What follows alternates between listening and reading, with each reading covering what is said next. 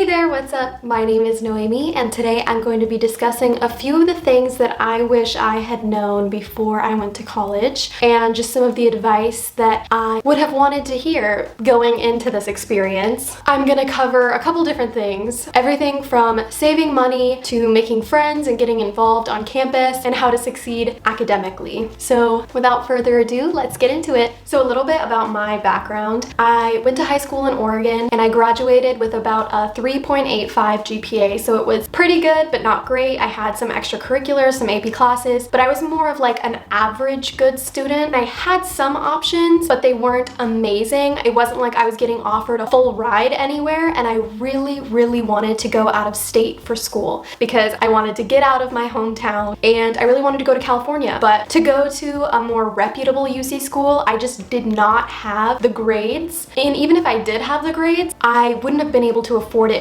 with out-of-state tuition, because right now most UC schools are between $50,000 and $60,000 a year out of state, which is just like absolutely insane. That means in 4 years you're shelling out $200,000 to go to school, which I know very few people who have that amount saved up, even if their parents have been saving up their whole lives. I mean, some people obviously do, but that wasn't my case. My family basically had zero savings for me for college, which meant they were gonna support me as much as they could, but I was also going to have to work throughout my entire time at college and figure out ways to get scholarships and kind of work around the cost. So basically I ended up going to a small private university in San Diego where I got accepted, and I got a decent scholarship, but it was still going to be pretty expensive, and I started my freshman year there, and then I ended up dropping out for various reasons and going to a community college in California, and I had an amazing time there. I totally figured out what I wanted to do, and then I was able to transfer successfully to UCLA, where I am now. So I am going to make a whole separate video about my personal college experience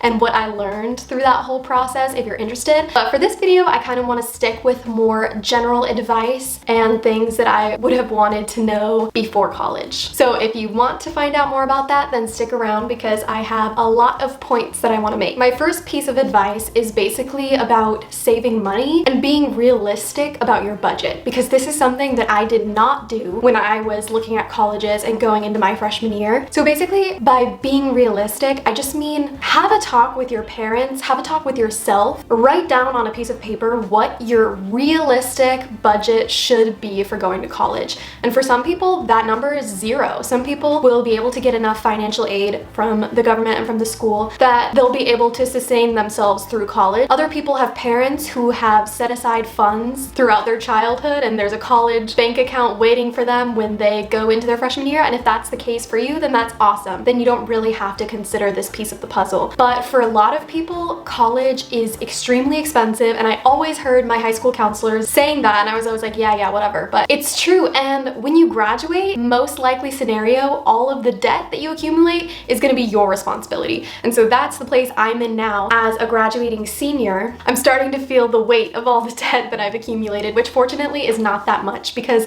I ended up changing my path in college kind of halfway through and saving a lot of money for myself, which I'll get into later. But it's really important to know what your finances look like when you're going into college, know how much exactly your parents are willing to contribute, how much they're going to support you throughout the process, and then afterwards, what kind of field are you going into? Are you going to be able to get a job right out of college, or are you going to have to go to grad school and go through a master's program and get a graduate degree before you can actually start making money to pay your debt? As far as money goes, I think one of the biggest things to consider is going to community college, because if you're like me and you didn't have the grades to get into your dream school, then I actually think community college is such a great option. And I know some of you might be rolling your eyes. I hated the idea of community college when I was in high school. I was pretty snobby about the whole thing. My dad is actually a community college professor, and he always wanted me to go to community college, and I was like, no, I'm way smarter than that.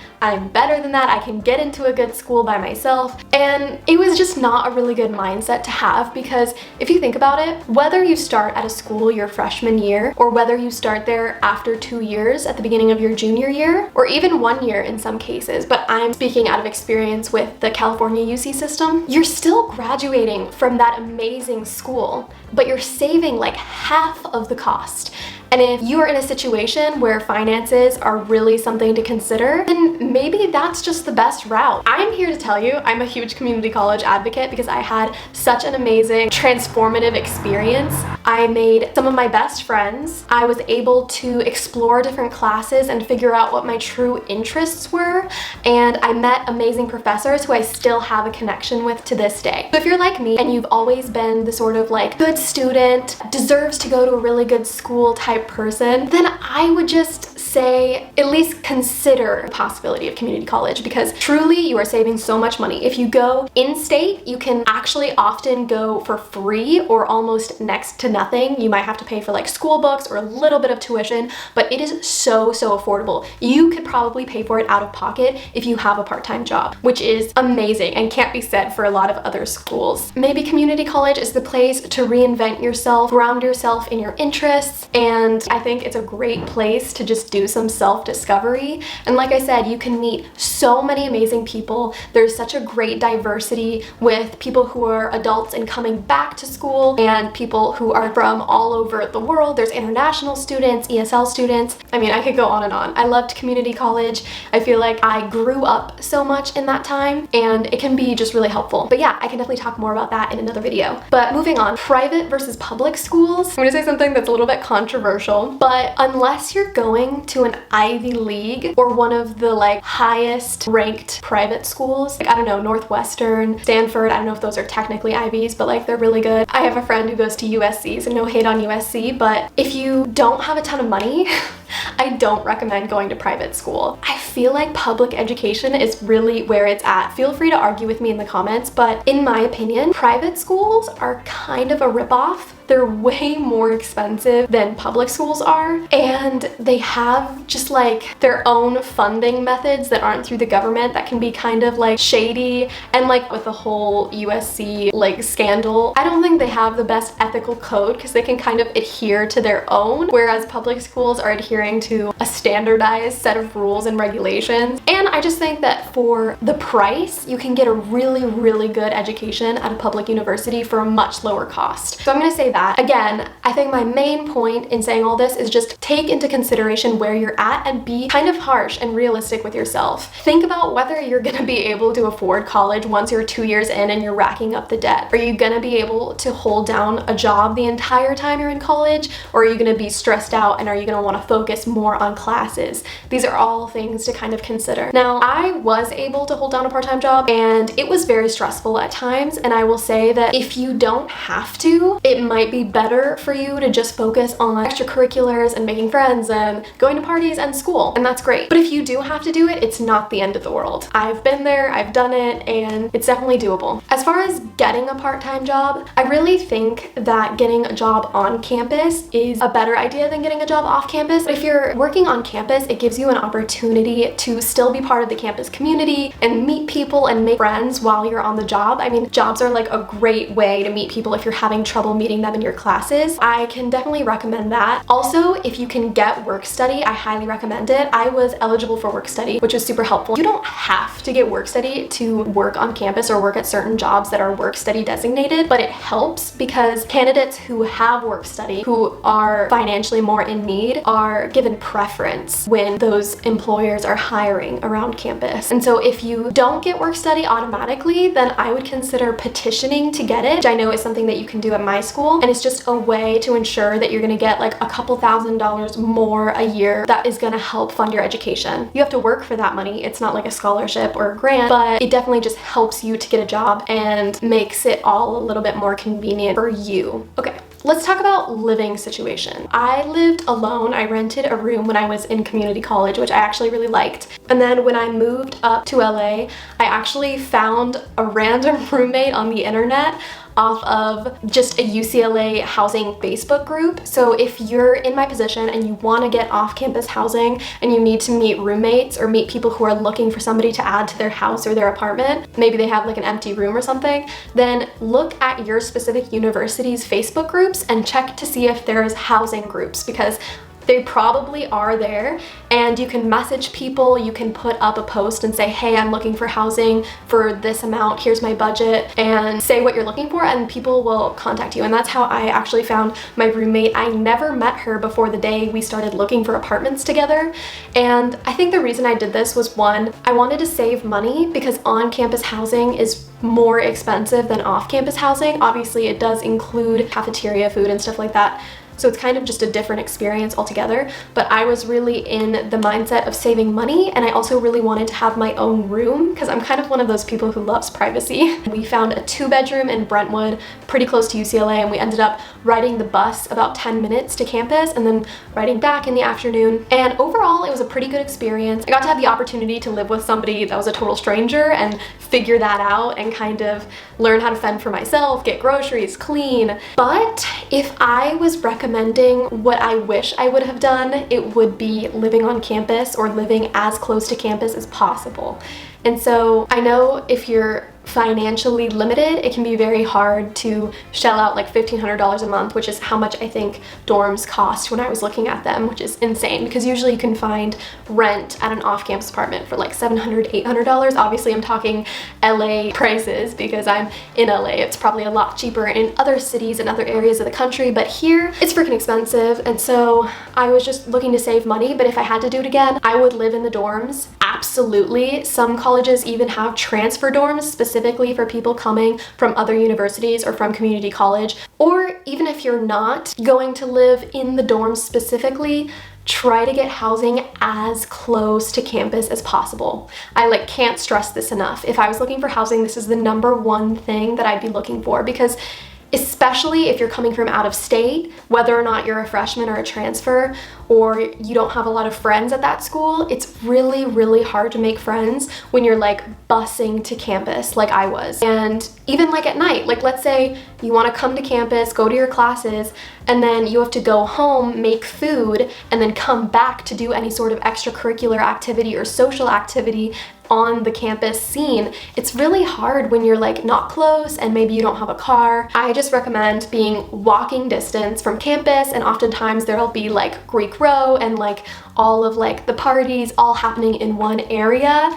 And whether or not you like to party, I just think if you're going to college and you want that true college experience, it's really a good idea to just get as close to it as possible and feel like you're a part of that campus community. As far as saving money in order to live in the dorms, I highly recommend becoming an RA. And this is actually something that I was set to do. I went through the whole application process. There was an interview, and I was actually accepted to be an RA for this past year, which was super exciting, and it would have saved me probably like 10 grand as far as like month-to-month housing and food costs, maybe even a little bit more than that, because rent is about $1,000 and food's like between $200 and $400 a month. And so it's a huge help. Obviously, you're not getting paid extra for your time, and so you can't always have a job outside of being an RA, but if you factor in how much you're making, it's honestly like a really great deal.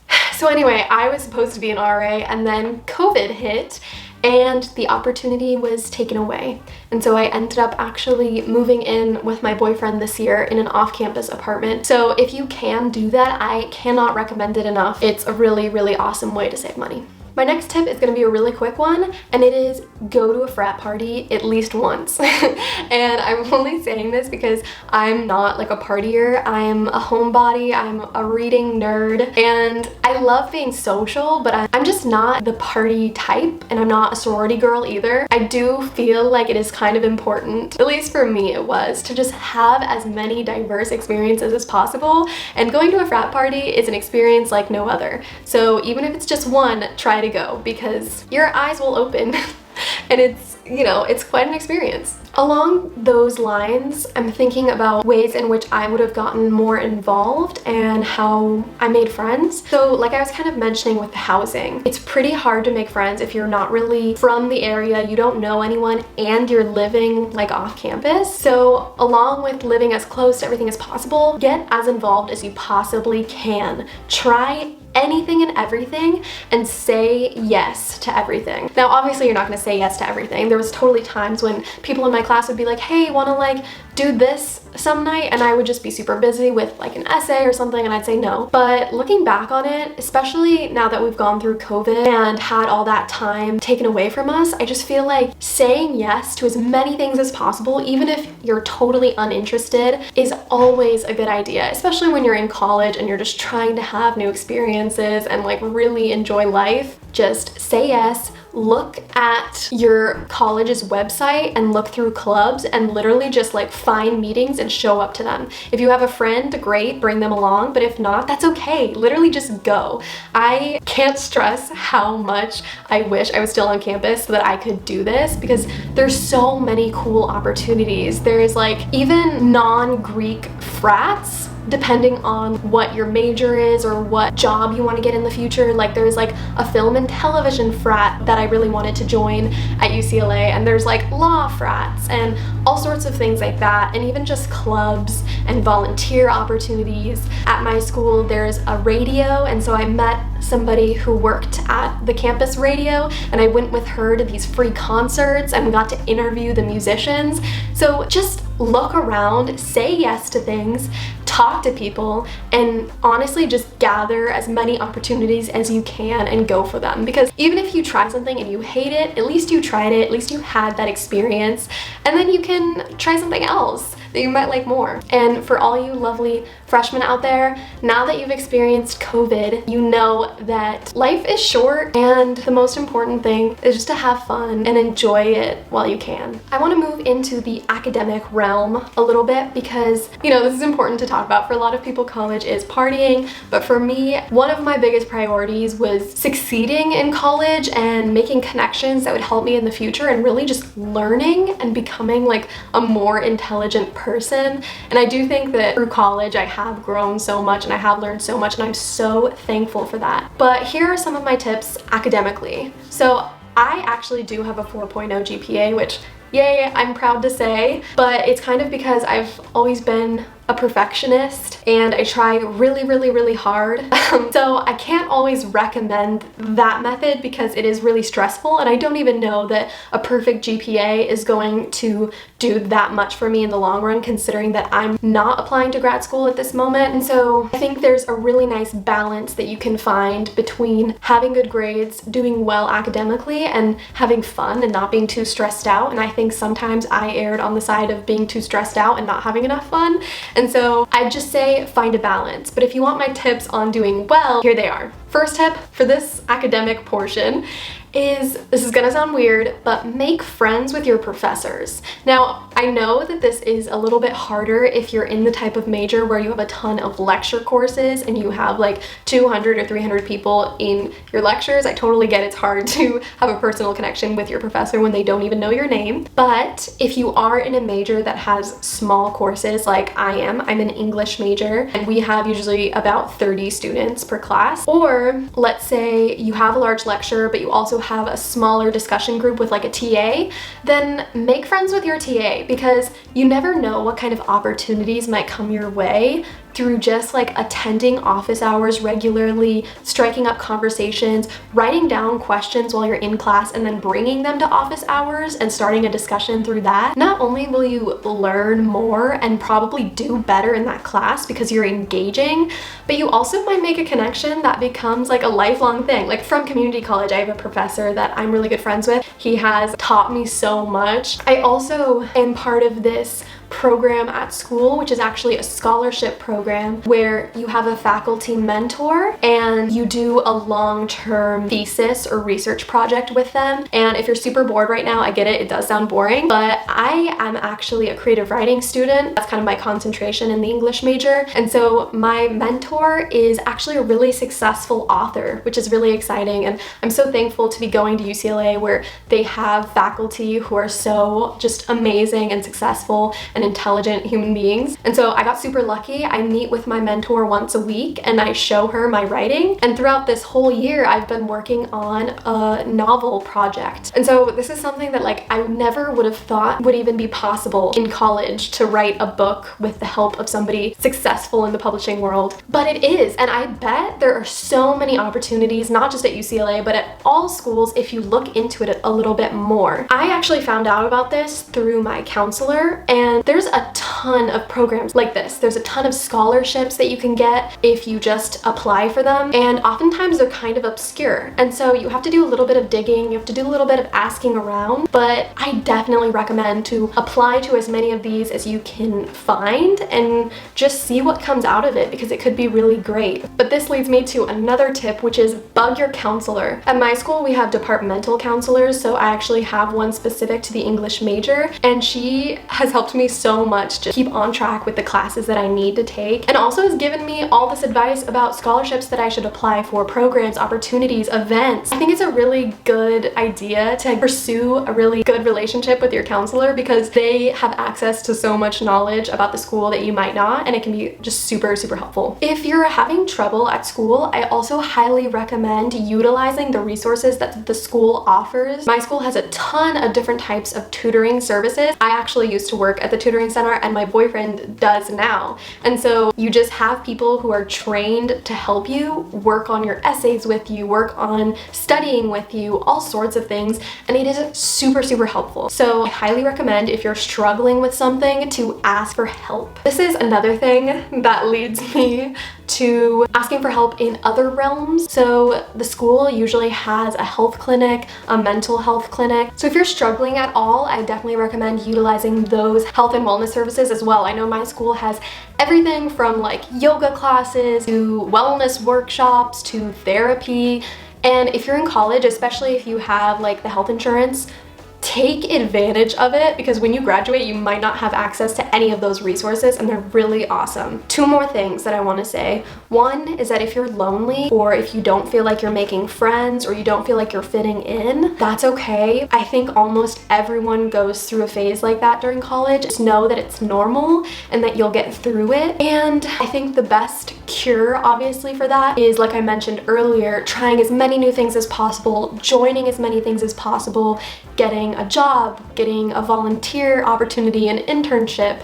Anything that gets you out there in the world and gets you seeing people is a great way to make friends. And also keeping busy. If you have free time, you're probably going to be dwelling on the fact that you're sad, but even if you're sad, if you're busy all day long, you honestly won't have time to think about it. So that's one of the best ways to combat that depression. There's always family, friends from back home that you can call. Don't be afraid to reach out and make the first move. This brings me to my very last point, and that is college is not a race. And overall, life is not a race. I had to learn this the hard way. I always had the mentality that I had to get to the next thing, and I had to meet those benchmarks, and I had to be ahead of the curve. And I think it's the perfectionist in me, but it was always about reaching the next goal, looking forward to the next thing. And then when COVID hit, I realized that all of this could be taken away so suddenly, but also that it doesn't matter. The most important parts of life aren't going to be that special if you just rush through them. But if you're in college, really enjoy college. Like, you're paying for it, you're working hard, so find that healthy life, school, work balance, and really appreciate your time. And if that means that you have to take less classes, if that means you have to take an extra semester or an extra year, or if you have to figure out some alternative ways to go about getting your education, then that's okay. My biggest piece of advice that I wish I had known before is just don't rush through it. You could be making some of the best memories of your whole life. So just don't feel like you always have to be ahead of everyone else, or that there's a competition of any sort. I think happiness is just one of the biggest benchmarks of success. I think that's actually going to conclude this video. I really hope you guys enjoyed. I hope these tips helped you. Please let me know in the comments down below. And if you're new and you like this video, then please subscribe. It would mean so much to me. I really appreciate you being here. Have a good day. Bye.